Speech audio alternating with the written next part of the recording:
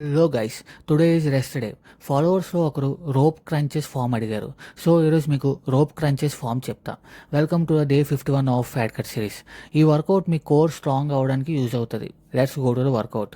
Cable machine దగ్గర kneel అవ్వాలి, facing the machine. Next మీకన్నా హైట్లో రోప్ని అటాచ్ చేయాలి. మీకు మెషిన్కి గ్యాప్ ఎంత ఉండాలంటే, మీరు ఫ్రంట్కి బెండ్ అయినప్పుడు మీకు మెషిన్కి ఓన్లీ కొంచెం గ్యాపే ఉండాలో చూసుకోండి, మరీ ఎక్కువ డిస్టెన్స్లో ఉండకండి. రోప్ని బోత్ హ్యాండ్స్లో హోల్డ్ చేసి place your hands beside ears, palms facing inwards. Knees shoulder width అపార్ట్గా ఉంచాలి, స్పైన్ న్యూట్రల్గా మెయింటైన్ చేయాలి. నెక్స్ట్ ఆర్మ్స్ బిసైడ్ ఇయర్స్ ఫిక్స్డ్గా ఉంచాలి అండ్ గ్లూట్స్ కూడా ఫిక్స్డ్ పొజిషన్లో ఉండాలి. కోర్ని టైట్గా ఎంగేజ్ చేసి రోప్ని డౌన్కి పుల్ చేయు using your abs not arms. చెస్ట్ని నీస్ డైరెక్షన్లో తీసుకువెళ్ళు క్రంచ్ మోషన్లో మూవ్ చేయాలి. ఎండ్ పొజిషన్లో యాబ్స్ ఫుల్ కాంట్రాక్షన్ ఫీల్ అవ్వాలి. స్లోగా అప్పర్ బాడీని మళ్ళీ స్టార్టింగ్ పొజిషన్లో తీసుకురావాలి, స్ట్రెచ్ ఫీల్ చేస్తూ. Repeat the same for every రెప్.